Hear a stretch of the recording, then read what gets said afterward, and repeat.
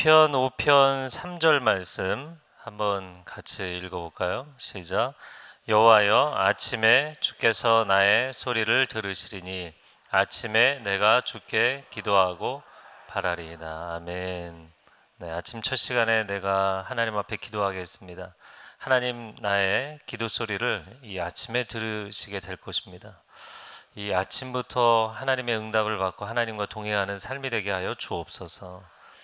네, 저는 새벽 기도를 너무너무 중요하게 생각합니다. 그리고 새벽에 나오시는 분들이 그 교회의 영성을 지켜가고 있는 분들이기 때문에 새벽을 깨우는 영성이 여러분의 평생에 지속될 수 있기를 주님의 이름으로 축복합니다. 오늘 본문의 41절 말씀 다시 한번 같이 읽어보겠습니다. 시작. 엘리야가 아합에게 이르되 올라가서 먹고 마시소서, 큰 비 소리가 있나이다. 여러분이 잘 아시는 것처럼 열왕기상 18장의 앞부분은 엘리야가 갈멜산에서 놀라운 영적인 승리를 거두고 불로 하나님께 응답을 받았던 그 장면입니다. 그리고 나서 오늘의 본문인데요, 엘리야가 아합 왕에게 올라가소서, 종일 식사도 못 하셨는데 먹고 쉬라고 이야기를 합니다. 이 얘기는 이제 걱정을 거두어도 된다. 하나님께서 응답하실 것이다. 문제가 다 해결될 것이다. 비가 올 것이다. 3년 반의 기근이 있었기 때문에 이 이야기를 하는 것입니다. 그러면 아직 전혀 비에 대한 전조가 나타나지 않은 상황에서 엘리야는 어떻게 이렇게 확신을 가졌는가? 오늘 우리가 읽은 열왕기상 18장의 첫 번째 절 1절 말씀에는 내가 비를 지면에 내리리라. 하나님께서 이미 엘리야에게 비 소식을 전해 주셨기 때문입니다. 하나님께서 저와 여러분에게 약속의 말씀을 주시면 그 약속이 반드시 성취될 줄로 믿습니다. 그 믿음으로 신앙생활을 하고 그 믿음으로 기도하는 것이죠. 자, 그런데 오늘 엘리야가 큰 비 소리가 있나이다. 아무런 전조가 보이지 않는데 사방을 봐도 3년 반 동안 비가 내리지 않은 땅이잖아요. 그런데 그에게는 큰 비 소리가 있다는 거야. 이 소리는 아합 왕에게도 들리지 않고 백성들에게도 들리지 않고 엘리야의 시종에게도 들리지 않고 오직 엘리야에게만 들리는 소리였다는 것이죠. 시편 119편 18절 말씀 한번 같이 읽어볼까요? 내 눈을 열어서 주의 율법에서 놀라운 것을 보게 하소서. 아멘. 여러분의 영안을 열어주셔서 하나님의 세계가 보이게 되기를 축복합니다. 말씀의 세계가 보이고 하나님의 은혜의 세계가 보이고 하나님의 영적인 세계가 보이는 사람은 인생을 다른 길을 가게 돼 있어요. 사람마다 보이는 것이 그 사람의 가야 할 길이라는 이야기를 많이 합니다. 보이는 것도 은사이기 때문이에요. 길을 가면서 쓰레기가 보이는 사람이 있고 안 보이는 사람이 있어요. 같은 일터에서 일을 해도 조직이 교통정리가 필요하다는 게 보이는 사람이 있고 안 보이는 사람이 있어요. 집안일을 해도 이거 정리를 해야 되는데 이거 빨리 해야 되는데 이게 보이는 사람이 있고 안 보이는 사람이 있어요. 여러분에게 하나님의 말씀의 세계, 하나님의 은혜의 세계가 보인다면, 또 하나님께서 이 시대 가운데 행하실 일들이 보인다면 여러분의 신앙, 여러분의 인생을 통해 하나님이 크게 역사하실 줄로 믿습니다.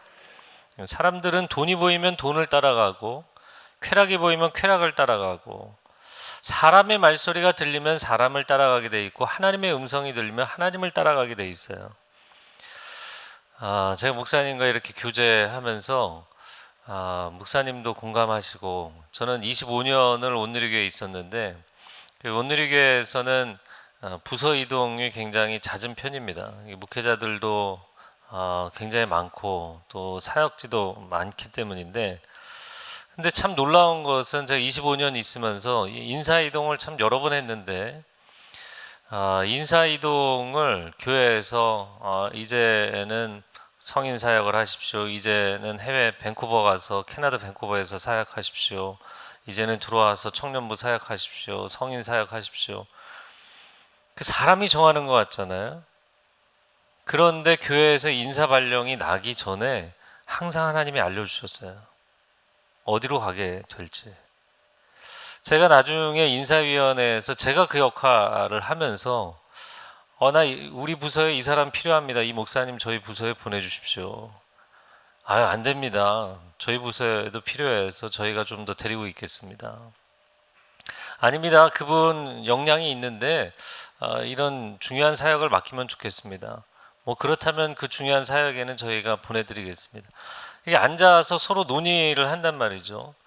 근데 이 모든 것을 사람이 계획하고 조직이 결정하는 것 같은데 하나님의 사람들은 하나님의 부르심을 따라가는 줄로 믿습니다. 우리가 하나님의 음성을 듣고 사는 것과 하나님의 음성을 전혀 듣지 못하고 사는 것은 다른 것이에요. 여러분의 인생을 붙잡고 있는 소리는 무엇인가? 세상의 성공, 사업, 자녀 교육, 노후에 대한 걱정, 여러분의 마음을 사로잡고 있는 게 굉장히 많겠지만 하나님 한 분을 주목하여 바라보는 삶이 되시기를 축복합니다. 왜냐하면 내 삶의 자리가 어디든지 간에 하나님의 사람들은 하나님의 인도하심을 받고 하나님의 음성을 듣는 것이기 때문이에요. 이 시대를 사로잡고 있는 굉장히 많은 뉴스들이 있잖아요. 전쟁과 재난, 전염병과 기후변화, 이로 인해서 얼마나 많은 문제들이 우리 가운데 일어나는지 모릅니다.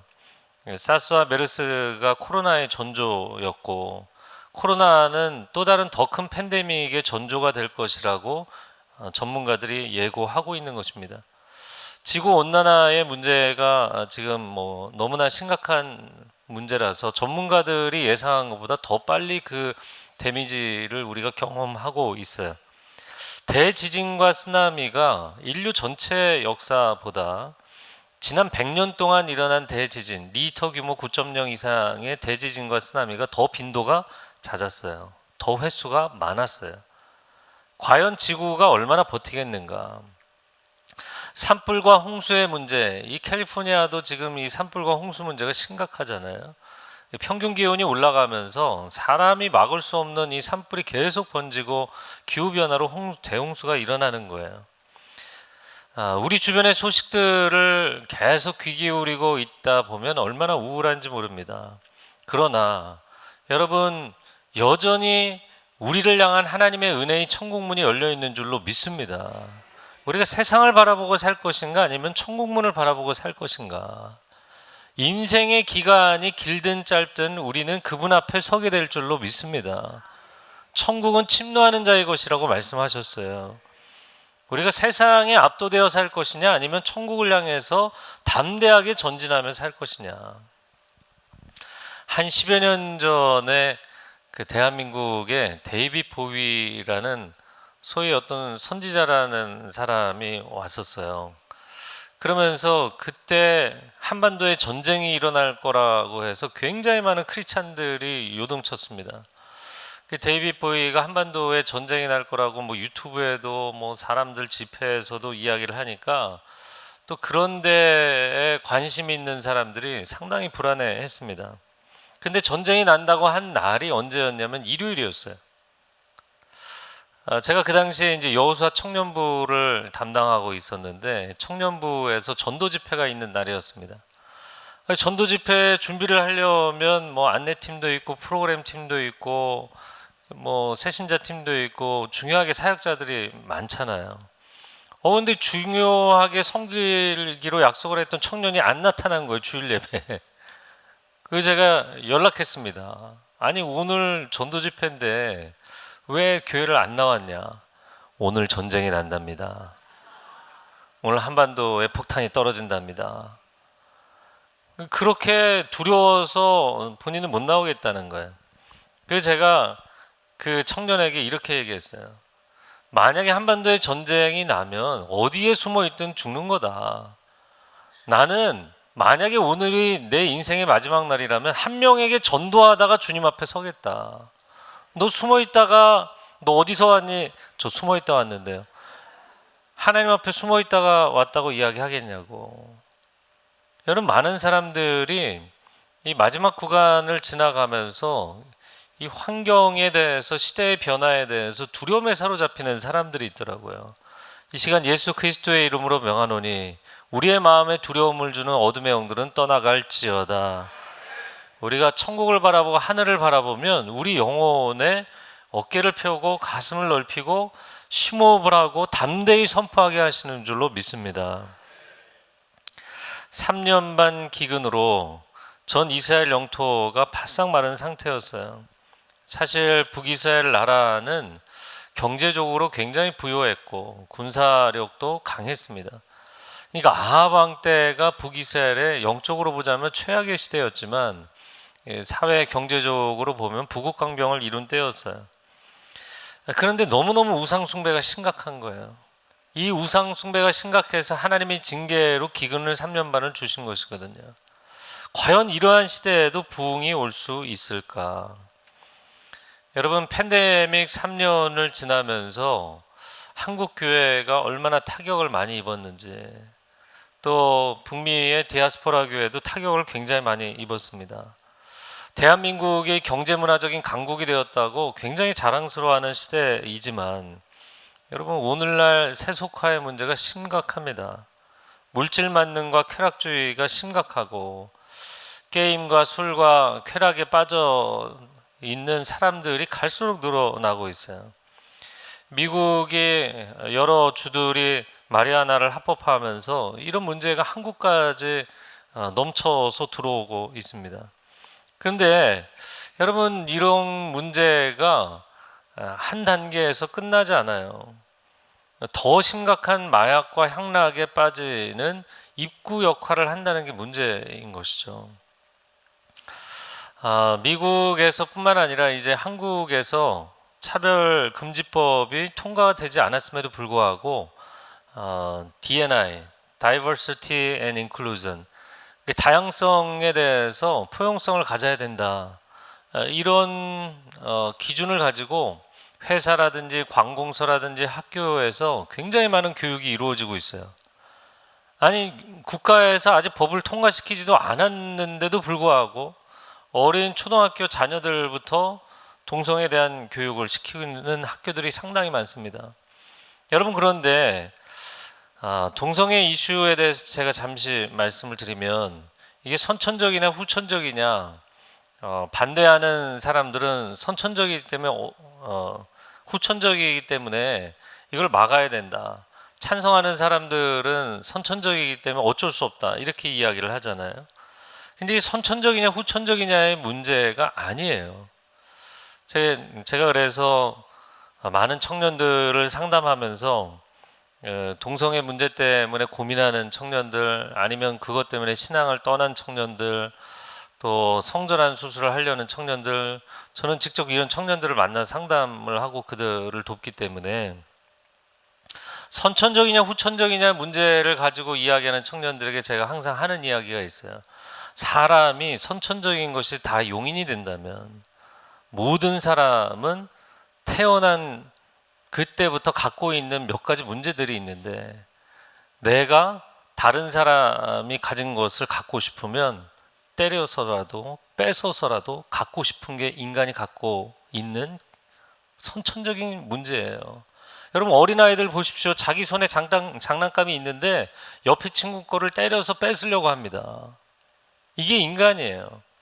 다른 사람이 미워지면 다른 사람을 해치거나 죽이고 싶은 게 인간이 타고난 기질이에요. 인간이 타고난 것이 다 용인이 된다고 하면 여러분, 사회는 엉망진창이 되게 되어 있습니다. 선천적이냐 후천적이냐의 문제가 아니에요. 선천적으로 그렇게 태어났기 때문에 인간의 그냥 인간다움을 존중해 줘야 된다 라고 이야기하는데, 사실은 무신론적인 유물론적 관점이 사람을 이렇게 보게 만드는 것입니다. 여러분, 우리 인간은 물질 덩어리가 아니라 영혼이 있는 줄로 믿습니다. 단순히 육체적인 충동이나 욕구만 가지고 있는 것이 아니라 우리에게는 하나님이 주시는 거룩한 열정이 있는 줄로 믿습니다. 뭐가 진짜 인간다움인가라는 것이죠. 여러분이 이 문제에 대해서 알고 계시는지 모르겠지만 여러분, 동성애 이슈로 끝나지 않습니다. 지금 미국의 일각에서는 동성애가 선천적이기 때문에 용인을 해줘야 된다가 어디까지 갔냐면 소아성애도 선천적이기 때문에 용인을 해줘야 된다까지 가고 있어요. 선천적인 게 다 용인이 돼야 되고 그래야만 사람다움을 인정해 주는 것이다 그러면 끝이 없습니다. 지금 북유럽은 이게 애니멀 섹스까지 갔어요. 수간. 여러분 그러면 도대체 사람의 이 본능, 사람의 욕구를 어느 정도 인정을 해줘야 인간다워질까요? 이건 인간다워지는 것이 아닙니다. 제가 한 청년을 만났어요. 근데 이 청년이 군대에서 동성애를 경험하고 나서 이제 휴가에 나왔는데 그 어머니가 너무 걱정이 되는 거예요. 왜냐면 이 아들이 맨날 돌아다니면서 그런 사람들을 만나려고 하니까. 그래서 그 어머니가 저를 만나도록 아들을 어레인지를 해서 이제 저를 만났습니다. 근데 이 아이는 뭐 저를 만날 생각이 없던 아이죠. 군대에서 잠시 휴가를 나온 친구였어요. 제 방에 들어오면서부터 얼굴이 시뻘개져 갖고 막 성토를 하는 거예요. 도대체 왜 교회는 동성애자들을 이렇게 미워하냐. 한참 성토를 하는 걸 제가 들어줬어요. 그리고 나서 제가 이런 얘기를 했습니다. 나는 형제의 동성애 문제에 대해서 이게 옳다 그르다를 지금 여기서 따지지 않겠다. 그러면 우리 둘이 싸우게 되니까. 그러나 내가 한 가지만 물어보겠다. 여러분 동성애자들은 이 충동이 일어나면 밤을 새서라도 파트너를 만나야 되거든요. 너 밤마다 나가서 그렇게 파트너를 찾고 성적인 향락에 빠지는 것이 하나님이 살아계시다는 걸 아는 너가 그런 성적인 탐닉에 빠지는 것이 죄라는 걸 아느냐 모르느냐. 하나님이 과연 그걸 기뻐하시겠느냐. 내가 지금 남자냐 여자냐를 얘기하는 게 아니다. 그랬더니 본인도 할 말이 없는 거야. 왜냐하면 하나님의 존재는 알고 있으니까. 하나님의 존재를 알고 있는데 자신이 하나님이 기뻐하지 않는 삶을 살고 있다는 것을 부정할 수가 없는 거예요. 제가 한 10여 년 전에 저희 청년부 집회에 나오기 시작한 한 청년 자매를 알게 됐어요. 이 친구가 중학교 3학년 때 커밍아웃을 해서 여학생인데 근데 공부를 굉장히 열심히 한 친구였고 연세대를 갔어요. 근데 대학교 3학년 때 크리스찬 친구가 야 교회 가자. 나 원래 다녔어. 나 이제 안 다녀. 교회 가자. 간곡하게 부탁을 해서 몇 년 만에 중학교 3학년 때 교회를 떠났다가 대학교 3학년 때 처음 다시 교회를 나온 거예요. 그리고 나온 첫날부터 하나님이 그에게 강력하게 임하셔서 그가 엎드려서 통회 작업을 하게 됐어요. 그리고는 2년을 신앙생활을 열심히 하다가 세례를 받게 됩니다. 그리고 세례를 받은 날 환한 얼굴로 저에게 와서 제가 자매 신앙생활을 이렇게 다시 열심히 하는 건 좋은데 내 쪽으로 힘들지 않냐 그랬더니 웃으면서 저한테 한 얘기가 있어요. 제가 평생 못 잊을 이야기를 했는데 목사님 제가 성령 충만하고 은혜 충만하면 전혀 생각나지 않습니다. 여러분 하나님께서 각 사람을 창조하신 길이 다양하기 때문에 여러 가지 모양새를 가질 수는 있습니다. 그러나 매우 마초적인 남성도 있고 조용하고 샤이한 남성도 있을 수 있지만 그러나 하나님의 창조 질서는 하나님의 섭리에 해당하는 줄로 믿습니다. 그리고 어떠한 사람도 하나님을 만나면 그 사람의 인생을 하나님은 변화시키시는 줄로 믿습니다. 제가 작년에 교회를 개척을 했어요. 2023년도가 한국교회가 마이너스 성장을 한 지 30년째입니다. 올해가 31년째예요. 그리고 작년 2023년도가 북미 디아스포라 교회가 마이너스 성장을 한 지 딱 10년째예요. 한국은 대한민국에 있는 한국교회는 원 제너레이션, 한 세대가 무너졌고 그리고 북미에 있는 디아스포라 한인교회들은 원 디케이드, 10년이 무너졌어요. 어떻게 하면 다시 반등시킬 수 있을까? 과연 한국교회는 부흥이 다시 경험될 수 있을까? 이것이 제 마음 가운데 있는 간절한 소망이에요. 그런데 오늘 큰 비 소리가 들린다. 여기 소리라는 말이, 여러분 빗소리 그러면은 사운드라고 해석이 돼야 되는데, 사실 이 단어의 히브리어 콜이라는 단어는 보이스, 사람의 목소리라는 뜻이에요. 자연 어디에도 비가 올 거라는 사운드가 없어요. 전조가 없어요. 그런데 하나님께서는 비가 올 것이라고 그분의 보이스로 말씀하시는 거예요. 여러분, 한국교회 현재 상황은 굉장히 빠른 속도로 무너져가고 있기 때문에 팬데믹에 국내에 있는 교회가 3만 개가 문을 닫았고 75만 명이 교회를 떠났어요. 무려 75만 명입니다. 이러한 시대에 과연 부흥의 빗소리가 들리겠는가? 그러나 기도하는 사람에게는 영적인 귀가 열릴 줄로 믿습니다. 잠언 29장 18절 말씀 한번 같이 읽어볼까요? 시작. 묵시가 없으면 백성이 방자에 행하거니와 율법을 지키는 자는 복이 있느니라. 아멘. 묵시라는 것은 성경에는 묵시라고 번역이 되어 있기도 하지만 이 핫존이라는 단어인데, 핫존이라는 단어는 눈에 보일 정도로 명확한 하나님의 계시를 이야기하는 것입니다. 여러분, 하나님의 말씀이, 이 로고스의 말씀이 레마의 음성으로 들리게 되기를 바라고, 핫존, 하나님께서 우리의 눈으로 명확하게 보여주시는 비전으로 하나님의 말씀을 받게 되기를 축복합니다. 자, 이어지는 42절 말씀, 오늘 본문의 42절을 읽겠습니다. 시작. 아합이 먹고 마시러 올라가니라. 엘리야가 갈멜산 꼭대기로 올라가서 땅에 꿇어 엎드려 그의 얼굴을 무릎 사이에 놓고. 자, 아합은 먹고 마시러 올라가고 엘리야는 기도하러 올라가는 거야. 여러분, 지금 엘리야가 기도를 해야 되는 상황인가요? 아니면 아합이 기도를 해야 되는 상황인가요? 3년 반 기근으로 인하여서 온 국가의 영토가 황폐화되어 있는 상황에 여러분, 왕의 마음이 급해야 되지 않겠어요? 그런데 방금 전까지 하루 종일 영적인 전쟁을 치렀던 엘리야는 마음이 급해서 다시 기도를 하는데 아합은 그냥 올라가서 먹고 마시고 쉬는 거예요. 그러니까 제가 이걸 보면서 우상 숭배로 인해서 사고를 친 것은 아합인데 기도로 문제를 해결하는 것은 엘리야인 거예요. 여러분의 가정에서도 그런 경우들 있죠. 자녀들이 사고 치면 부모님이 가서 해결하는 거. 마치 그런 상황이더라고요. 근데 제가 이거를 묵상하면서 놀란 부분이 있습니다. 여러분, 우리가 우리 부모님의 세대의 축복 기도로 많은 하나님의 은혜를 경험하고 응답을 경험하며 살아왔어요. 저도 대학 입시 때 저희 어머님 정말 열심히 기도해 주셨고, 또 목회 사역을 할 때 정말 열심히 기도해 주셨고, 군대 갈 때 열심히 기도해 주셨어요. 결혼할 때도 부모님의 축복 기도로 결혼의 축복을 경험했어요. 자, 그러나 과연 누군가가 나의 인생을 위해서 기도해 주는 것으로 내 인생의 문제는 해결을 받고 응답을 받았는데 이제 우리가 기도를 해야 되지 않는가? 아합은 본인이 기도를 하지 않고 엘리야의 기도로 블레싱만 누리는 거예요. 그리고 본인은 나가서 우상 숭배하는 거예요. 세상이 더 좋은 거예요, 하나님보다. 여러분, 언제까지 이 구도로 살겠는가?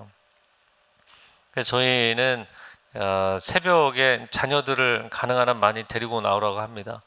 들어누워서 대자로 자도 되니까 교회 데리고 나오시라고 합니다. 그 토요일에는 자녀들에게 더 많이 이렇게 블레싱을 하는 시간을 갖습니다. 여러분, 우리 세대가, 부모 세대가 기도해서 자녀들이 잘 되는 건 물론 축복이지만 자녀 세대가 깨어 일어나서 청소년, 청년들이 깨어서 하나님 앞에 기도해야 될 줄로 믿습니다. 제가 최근 10년 동안 충격적으로 많은 얘기를 들었어요. 물론 그분들 앞에서 제가 뭐라고 표현하기는 어려웠지만 이런 얘기를 많이 듣는 거예요. 목사님, 제가 이번에 회사를 옮겨야 될지 고민 중입니다. 기도하셔야겠네요. 저는 기도해도 하나님 음성이 잘 안 들려서요. 그러면 더 깊이 기도하시고 작정 기도를 하시든지 새벽 기도를 하셔야겠네요. 저는 걱정이 없습니다. 저를 위해서 기도해 주시는 분이 있습니다. 네? 제가 해외에 있는 선교사님을 만난 적이 있는데 선교사님에게 선교원금을 보내드리고 그 선교사님 저희 가정을 위해서 전담으로 기도해 주십니다. 기도의 아웃소싱. 와, 요즘 이런 가정들이 꽤 되더라고요. 깜짝 놀랐어요. 깜짝 놀랐어요. 내가 하나님의 음성을 들을 수 있는 친밀함이나 헌신은 없으니까 기도를 외부 용역을 주는 거예요. 생각을 해보세요. 내가 기도하잖아요. 내가 하나님하고 친하지 않아요. 기도원 원장님에게 기도 부탁하고 해외에 있는 선교사님에게 기도 부탁하고 농어촌 지역에 있는 목사님에게 기도 부탁하고 경제적으로 어려운 분들이니까 경제적으로 후원해드리고 대신 저희 가정을 위해 기도해 주십시오. 저희가 이번에 중요한 결정이 있는데 아이 대학을 저희가 어떻게 해야 되겠습니까? 기도를 외주를 주고 있더라고요. 여러분 지금 이게 무슨 현상인가요? 이게 아합하고 똑같은 현상이에요. 내가 기도하지 않는데 축복은 누리고 싶은 거예요. 내가 기도하지 않는데 하나님의 인도하심은 받고 싶은 거예요. 여러분 이제는 우리가 기도해야 될 줄로 믿습니다. 우리 자녀 세대가 깨어서 기도해야 될 줄로 믿습니다. 아브라함의 하나님, 이삭의 하나님, 야곱의 하나님, 나의 하나님이 되어 주옵소서.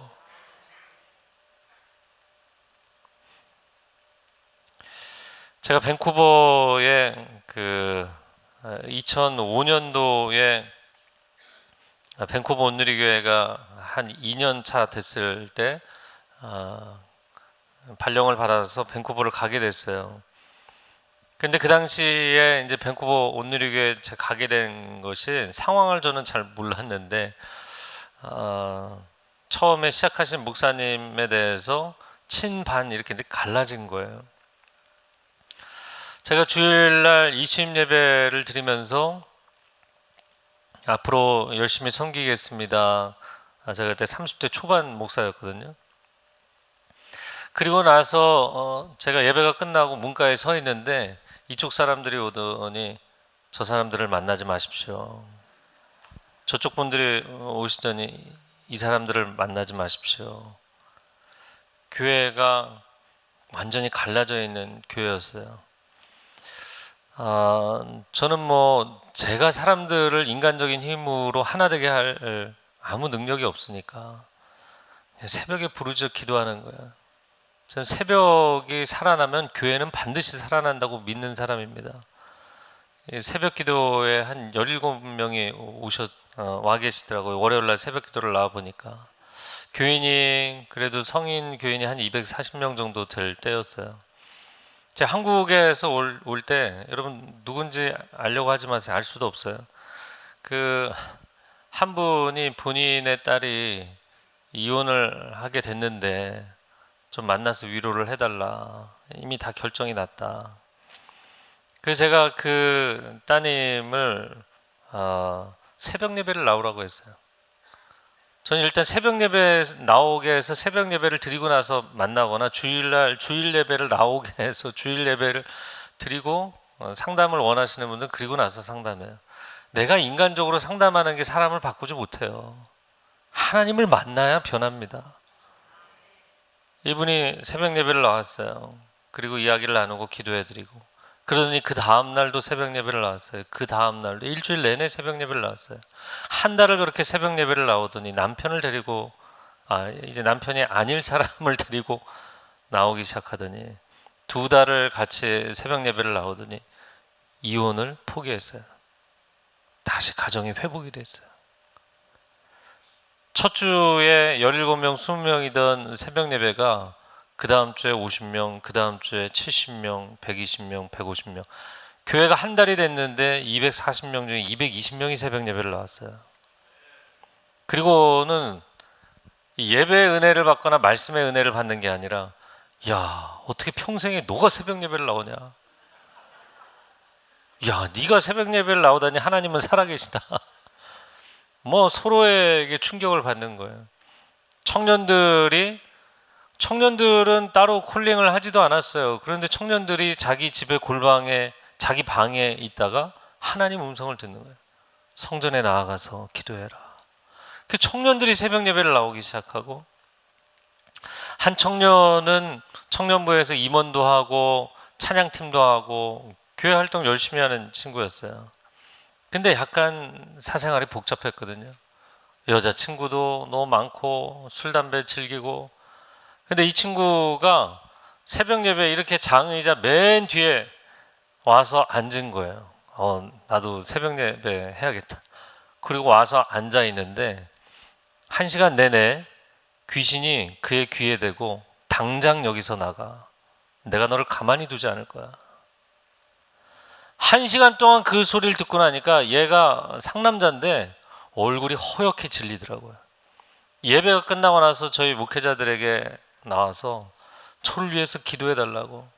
같이 통성으로 기도하는데 완전히 눈물 콧물을 다 쏟고 기도하는 거예요.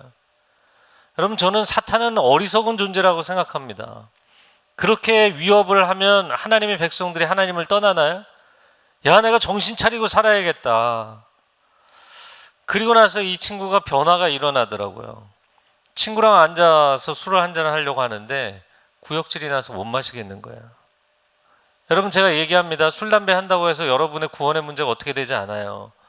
그러나 성령이 임하시면 거룩한 삶으로 우리를 이끌어 가시는 줄로 믿습니다.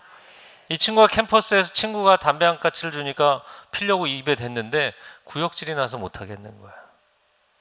성령께서 임하시면 여러분의 삶에 아주 구체적인 영역들을 새롭게 하실 줄로 믿습니다. 그 당시에 이제 밴쿠버 온누리교회에서 한 아주머님, 처음 보는 50대 아주머님이 나타나셨어요. 어떻게 오시게 됐냐 물어보니까 한국에서 살다가 잠시 이렇게 본인만 밴쿠버 생활을 하려고 오신 거였어요. 그런데 이분이 오시게 된 계기가 참 재밌는 게, 교회라는 데를 처음 나오셨는데 차를 사용해야 되니까 자동차 리스를 하려고 한국 매장에 가서 오전에 그 매장의 실장님을 만난 거예요. 근데 이 실장님이 계약서 다 쓰고 나서 교회는 다니시나요? 저 교회 한 번도 나가본 적이 없습니다. 이곳 밴쿠버에 좋은 교회가 있습니다. 어딘데요? 밴쿠버 온누리 교회가 있습니다. 한번 나오시죠. 네, 알겠습니다. 그리고는 이제 오후에 몰에 가서 집안 집기도 사야 되고 하니까 몰에 가서 이제 쇼핑을 하려고 돌아다니는데, 저 멀리서 한국 여자분이 이렇게 이쪽으로 오다가 혹시 교회를 다니시나요? 저 교회를 안 다니는데요. 여기 밴쿠버에 좋은 교회가 있습니다. 어떤 교회인데요? 밴쿠버 온누리 교회라고 있습니다. 한번 나오시죠. 여러분, 그런데 이 여자분이 깜짝 놀란 게, 오전에 만났던 그 실장님과 오후에 몰에서 우연히 만난 그 아주머니가 부부였어요. 밴쿠버에 한인만 거의 8만 명이 되거든요. 근데 거기서 그렇게 만날 확률이, 야, 이거는 정말 누가 계신가 보다. 그래서 이분이 교회를 나오게 된 거예요. 그런데 이분이 어느 날 저한테 오셔서 저희 한국에 있는 남편을 위해서 기도해 주십시오. 남편이 무슨 일을 하시나요? 바다 이야기, 빠친코 바다 이야기 하시나요? 네. 그런데 그게 한국에서 한 번은 허용을 해줘서 업장을 차렸는데, 또 그게 불법이 돼서 이제 하지 말아야 되는데, 이분이, 그 남편분이 앞에 셔터 내리고 뒷문으로 사람들 받아서 업장 운영을 하고 계시는 거예요.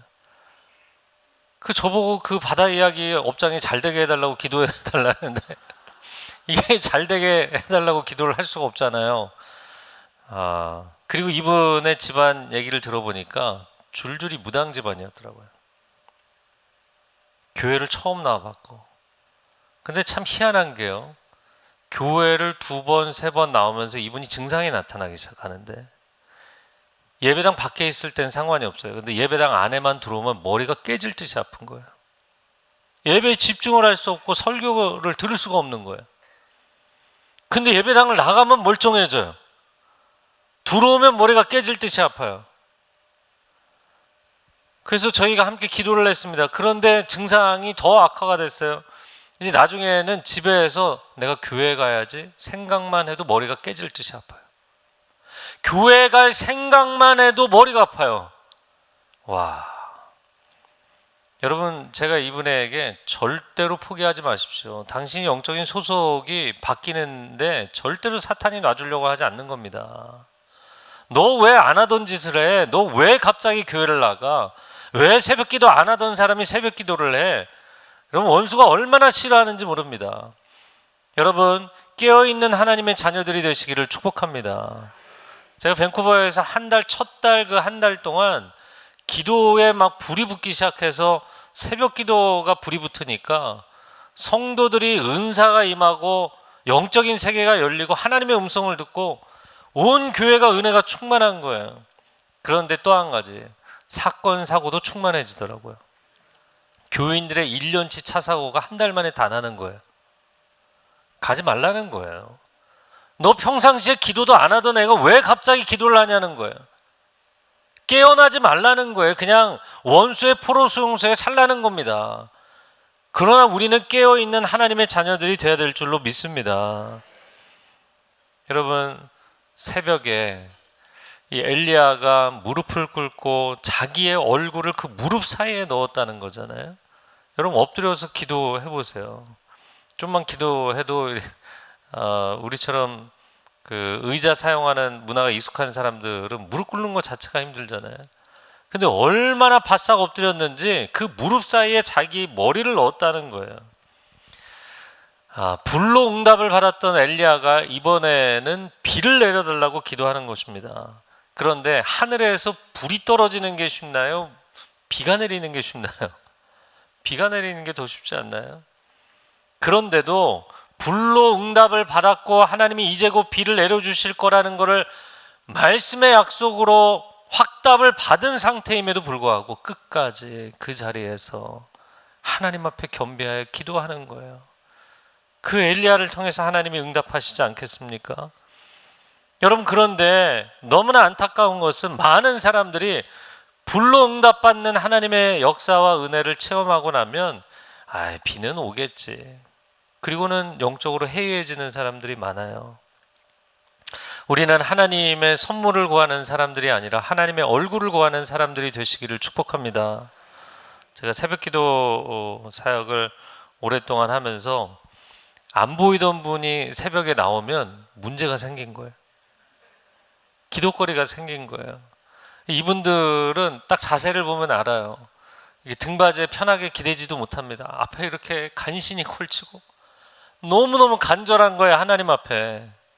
그런데 이분이 일주일이 지나고 2주가 지나고 한 달이 지나면서 얼굴 표정이 편안해지고 등받이에 대고 그럼 이제 문제가 해결되기 시작한 거예요. 그리고는 안 나타나요. 여러분, 문제가 생겨서 하나님 앞에 엎드려 기도하기 시작했다면 그것이 기점이 되어서 평생 하나님과 친밀하게 소통하는 기도자들이 되시기를 축복합니다. 우리의 기도가 하나님께 내가 원하는 게 있으면 하나님께 원하는 걸 타내는 기도를 하는 것인가? 하나님은 그 계기를 통해서 나와 친밀해지기를 원하시는 거예요. 우리 자녀들이 그렇잖아요. 사춘기 자녀들이 아무 소리 안 하고 문 쾅 닫고 들어가고 그러다가 언제 갑자기 부모에게 친한 척을 해요? 용돈이 필요할 때 나 뭐 좀 해주세요. 이때 친한 척 하잖아요. 하나님이 여러분이 그걸 계속 반복하면 이제 패턴을 아신다고요. 처음에는 계속 선물도 주시고 응답도 주시지만 이게 너무 반복이 되면 여러분, 우리의 기도가 하나님께 응답받아야 될 영적 당위성을 잃게 됩니다. 내가 너에게 그토록 많은 응답을 주고 축복을 주었는데 너의 인생에 변한 것이 무엇이냐? 너와 나 사이의 관계에 친밀해진 것이 무엇이냐? 여러분, 어느 순간부터 여러분의 기도가 더 이상 하나님이 예전에는 쉽게 응답해 주셨는데, 그렇다면 새로운 단계로 들어가셔야 돼요.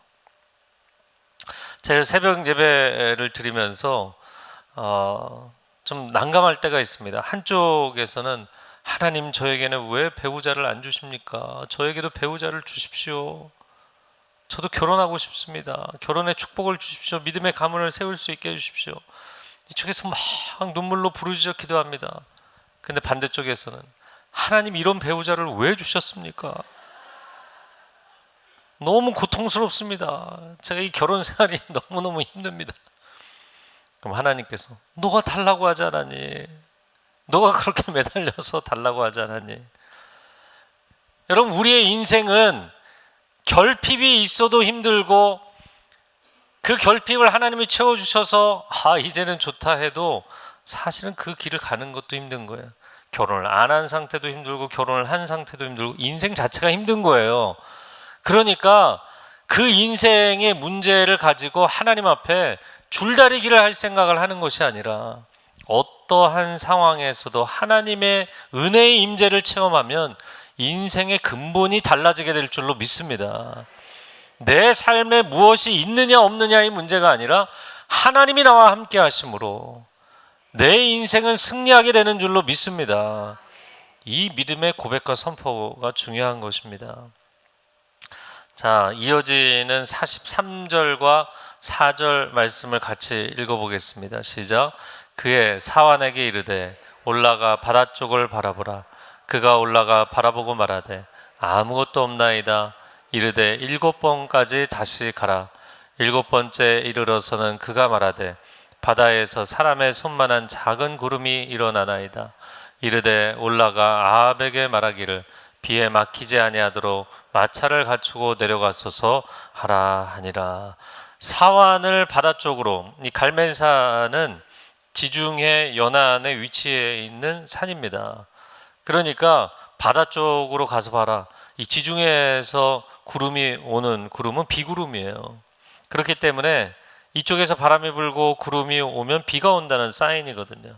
근데 사완을 바다 쪽으로 보내는데 아무것도 안 보입니다. 7번을 보내서 엘리야는 계속 기도를 하고 있고 무릎을 꿇고 머리를 그 무릎 가운데 넣어놓고 사완이 얘기를 하면 가라 또 가라 7번 얘기를 한 거예요. 그래서 7번째 조막한 조각구름을 손바닥만한 구름을 봅니다. 그리고는 거기서 놀라운 3년 반 만에 하나님의 은혜의 단비가 내린 줄로 믿습니다. 여러분, 이 말씀을 정리를 하면서 세 사람의 포지션을 보세요. 아합의 포지션은 아무것도 영적인 일을 하지 않아요. 오히려 사고만 쳤어요. 문제만 일으켰어요. 시대를 세속적인 시대를 만들고 하나님을 떠나게 만들었어요. 본인이 문제의 주범이잖아요. 그런데도 다른 사람이 기도합니다. 다른 사람이 다 봉사합니다. 그리고 본인은 문제가 해결되면 은혜만 누리는 포지션. 그런데 세속적인 신앙을 가지고 있는 교인들이 아합 포지션에 있는 사람들이 적지 않다는 것. 이 숫자 퍼센테이지가 늘어나면 교회는 어려워지는 거예요. 두 번째, 사환의 포지션입니다. 현장을 확인하는 역할을 했잖아요. 엘리야를 통해서 하나님 말씀하시면 순종하는 거예요. 그리고 하나님의 역사도 가장 먼저 볼 수 있는 그런 특권을 누리게 됐어요. 순종적인 신앙이죠. 그런데 문제는 만약에 엘리야가 존재하지 않는다면 사환은 하나님의 음성을 들을 수가 없는 사람이거든요. 누군가가 하나님의 음성을 대언을 해줘야만 듣고 움직일 수 있는 사람. 물론 중요한 순종적인 신앙의 사람이지만 그러나 여전히 안타까운 거예요. 세 번째, 엘리야 포지션입니다. 엘리야는 하나님의 음성을 듣는 사람이에요. 저는 여러분이 아합 포지션이 아니라 순종적인 신앙의 그 사환의 포지션으로, 그러나 거기서도 만족하는 것이 아니라 기도할 때, 말씀을 읽을 때 하나님의 음성을 듣고 하나님의 임재를 체험하는 자리까지 나아가시기를 축복합니다. 하나님은 조각구름에서 거대한 비구름을 허락하시는 하나님이세요. 오병이어로 5,000명을 먹이시는 하나님이신 줄로 믿습니다. 하나님께서 우리의 인생에 작은 사인을 보여주시면 거기서부터 하나님은 큰 일을 이루실 거예요. 하나님, 감사하는 교회가 이 교회의 부흥으로만 만족하는 것이 아니라 하나님께서 넘치도록 부어주시는 은혜의 단비를 통하여 이 도시를 살리는 교회가 되게 하여 주시옵시고, LA와 캘리포니아를 살리고 북미를 살리고 중남미를 살리고 열방을 살리는 교회가 되게 하여 주옵소서. 우리가 이제 함께 기도하기를 원하는데요, 여러분, 하나님께서는 우리의 목마름을 사용하셔서 우리만 치유하시는 게 아니에요. 하나님, 제가 목이 마릅니다. 3년 반째 비를 누리지 못하고 있습니다. 하나님, 우리에게 단비를 내려주십시오. 나는 우리 자녀 문제 때문에, 가정의 경제적인 문제 때문에, 내 건강 문제 때문에 하나님 앞에 나아가지만 하나님은 그것만 해결해 주시는 것이 아니라 나 한 사람을 통해서 교회를 살리시고 가정을 살리시고 한 가문을 살리시고 기업을 살리시고 시대를 살리기 원하시는 줄로 믿습니다. 사랑하는 주님, 감사하는 교회 이 새벽기도 제단을 주님께 올려드립니다. 새벽을 깨우는 성도들을 축복하여 주시옵소서.